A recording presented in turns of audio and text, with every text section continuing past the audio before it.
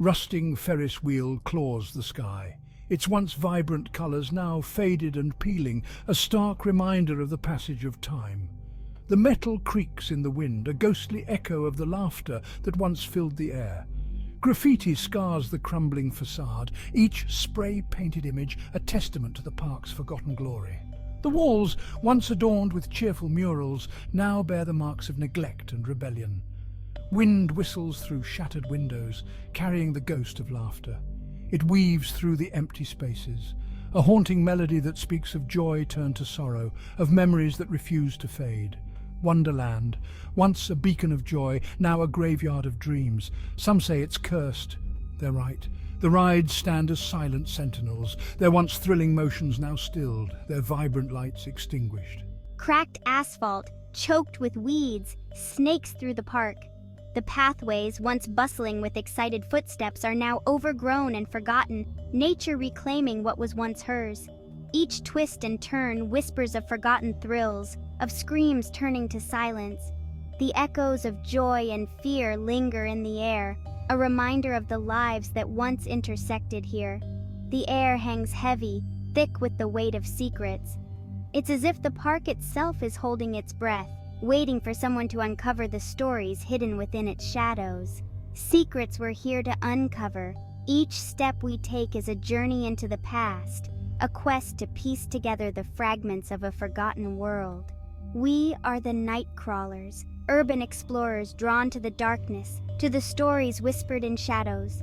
We seek the truth in places others fear to tread, driven by curiosity and a thirst for adventure. Wonderland, with its tragic past and chilling rumors, is our Everest. We've heard the whispers of ghostly apparitions, of tragic accidents, and of the park's mysterious closure. Each rumor adds to the allure, making our mission all the more compelling. We're here to find the truth, to sift through the layers of history and uncover the reality behind the legends.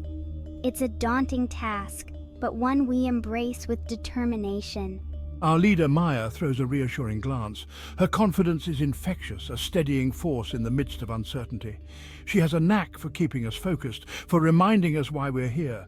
Her eyes, sharp as flint, miss nothing. Every detail, every clue is noted and filed away. She's the heart of our group, the one who keeps us grounded. Ben, our tech whiz, already fiddles with his cameras, eager to capture the unseen. His equipment is state-of-the-art, designed to pick up even the faintest of anomalies. He's the eyes of our operation, always ready to document our findings. And me? I clutch my notebook, ready to chronicle the night, to write the story that unfolds beneath the watchful eyes of Wonderland's ghosts. Every sound, every sight, every emotion is captured in my words, a testament to our journey into the unknown. The air crackled with excitement, children's laughter, the rhythmic thump of roller coaster cars, cotton candy sweetness. That was Wonderland in its prime, a kaleidoscope of colour and sound, a monument to joy. Then the accident, the Ferris wheel, a scream lost in the laughter. The park closed overnight, shrouded in whispers. Rumors swirled like dust devils, faulty machinery, sabotage, even a vengeful spirit. No answers, just speculation and fear. Years passed, Wonderland decayed, a festering wound on the landscape. The stories, however, remained. They clung to the rusting rides, to the silent arcade, each tale more outlandish, more chilling than the last, until now. We slip through a gap in the fence, adrenaline thrumming. The air grows colder, heavy with the scent of decay and something else, something ancient and watchful. Wonderland is waiting.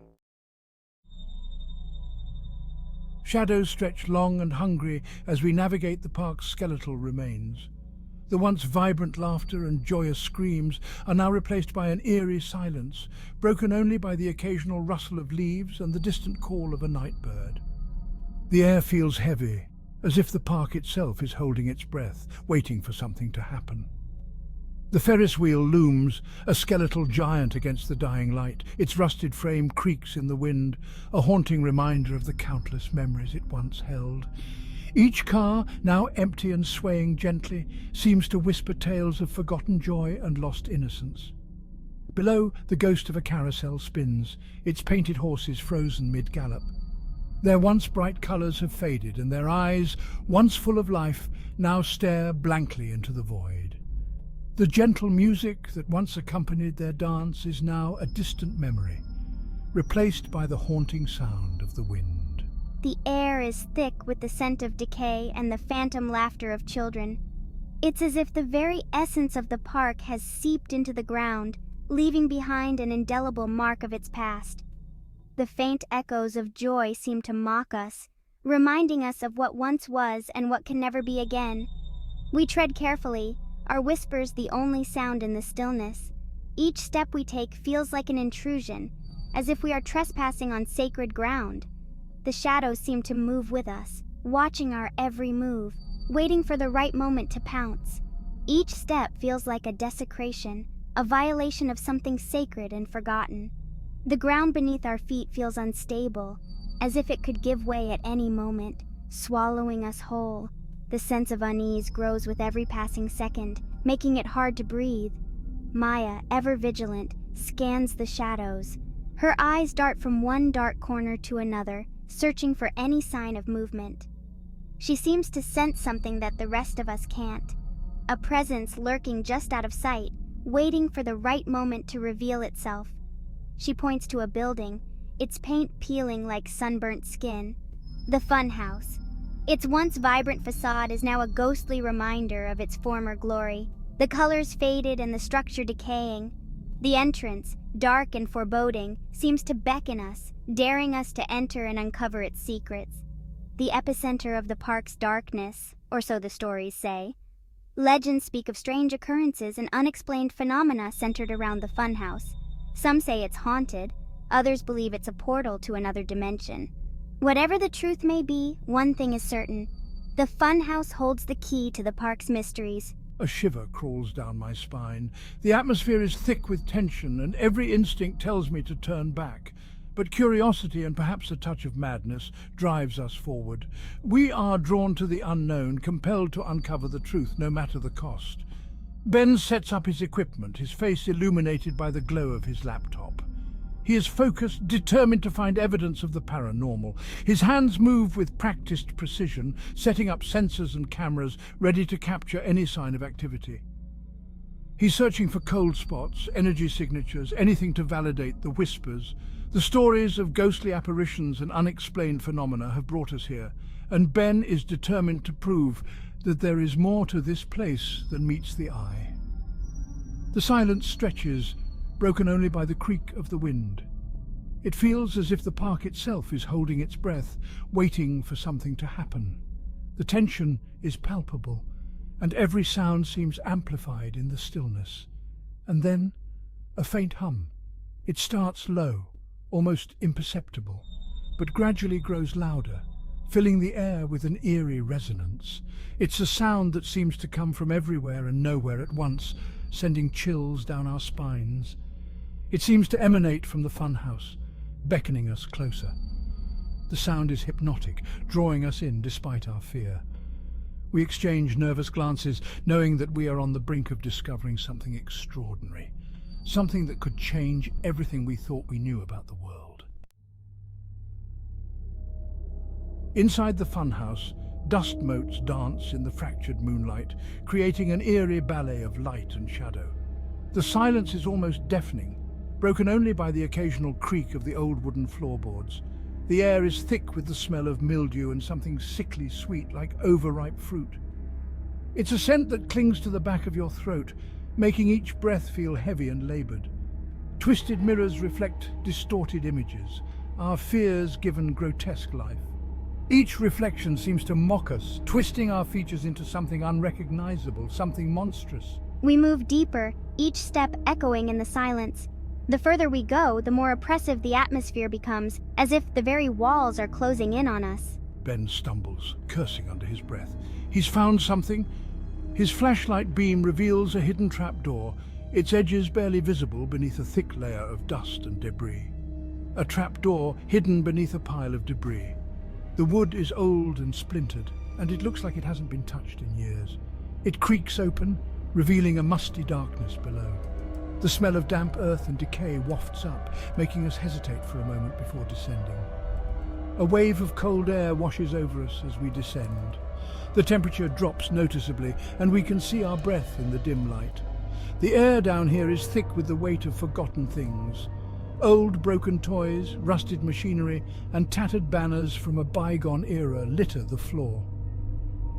We find ourselves in a small, cramped room. The walls are lined with shelves, each one filled with dusty relics of the past. A single lantern flickers, casting grotesque shadows on the walls. The light dances and shifts, making the shadows seem almost alive. And in the center, a table. It's covered in a thick layer of dust, but something catches our eye.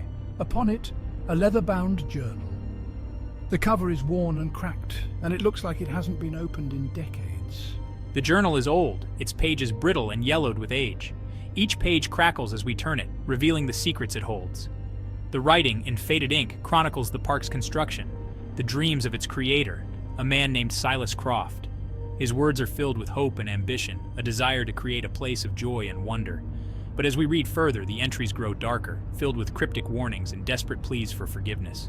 Croft's tone shifts from hopeful to fearful, his words becoming more frantic and disjointed.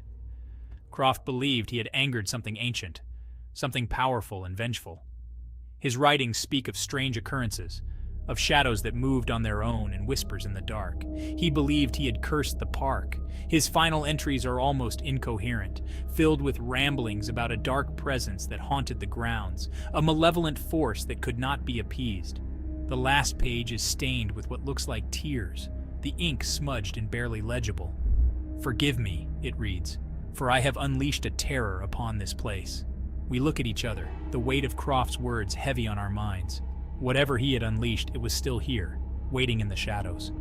With a deep breath, we steel ourselves for what lies ahead. The legacy of fear that Croft left behind is now ours to confront. We step into the darkness, the flickering lantern our only guide. The air is thick with anticipation, and we can feel the eyes of the past watching us, waiting to see if we will succeed where Croft had failed. We emerge from the funhouse blinking against the setting sun. The journal's words hang heavy in the air, as tangible as the rust and decay surrounding us. Croft's fear, his certainty about the curse, is contagious. He built this place on sacred ground, Maya says, her voice low, disturbed something ancient, something angry. There's always a rational explanation, he says, but his voice lacks its usual conviction. We press on, following the map scrawled on the journal's last page. It leads us deeper into the park, towards the heart of the curse. The air grows colder, the shadows longer. We're being watched.